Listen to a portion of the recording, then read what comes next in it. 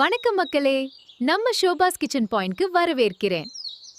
இன்னைக்கு நம்ம வீட்லயே பானிபூரி பண்ண போறோம். இதுக்கு தேவையான பொருட்கள்: ரவை, மைதா, உப்பு, உருளைக்கிழங்கு, வெங்காயம், புதினா, கொத்தமல்லி, புளி. இவ்ளோதான், ரொம்ப சிம்பிள். முதல்ல ரவை, மைதா, உப்பு சேர்த்து தண்ணி விட்டு கெட்டியா மாவு பிசைக்கணும். மாவு கொஞ்சம் டைட்டா இருக்கணும். இப்போ சின்ன சின்ன உருண்டையாக்கி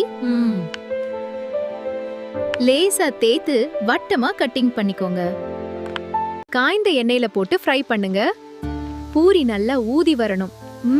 அப்பதான் கிறிஸ்பியா இருக்கும். உருளைக்கிழங்கைய மேஷ் பண்ணி உப்பு, மிளகாய் பொடி, சாட் மசாலா சேர்த்து வெங்காயம் போட்டு கலக்கணும். புதினா, கொத்தமல்லி, பச்சை மிளகாய் அரைத்து புளி தண்ணி, உப்பு சேர்த்து கலக்கணும். இதுதான் நம்ம பானி.